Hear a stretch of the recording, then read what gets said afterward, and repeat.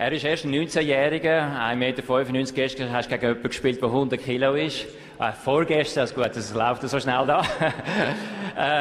Wie ist das eigentlich? Bist du da langsam einer der Kleineren in der Garderobe? Wie sieht das aus? Nein, also ich glaube im Mittelmaß, gell, aber ich schaue nicht so genau, oder? Also von dem her. Nein.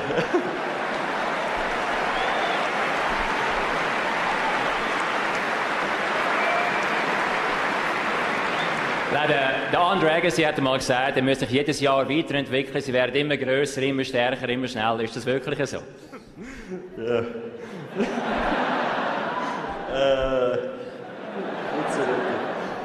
Er hat recht.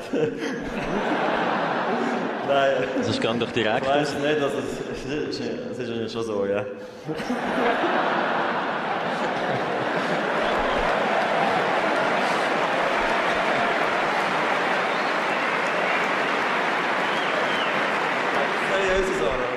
Gut, also machen wir es ein bisschen seriös. Jetzt spielst du gegen den alten Bekannten Nikola Kiefer quasi wieder auferstanden. Unglaublich in Form, plötzlich schon in Madrid. Jetzt da in den ersten 2 Runden kaum Game abgeben. Und was meinst du? Nein, es wird hart, gell? Und nein, also ich muss sagen, es ist er ist lang verletzt gewesen, oder?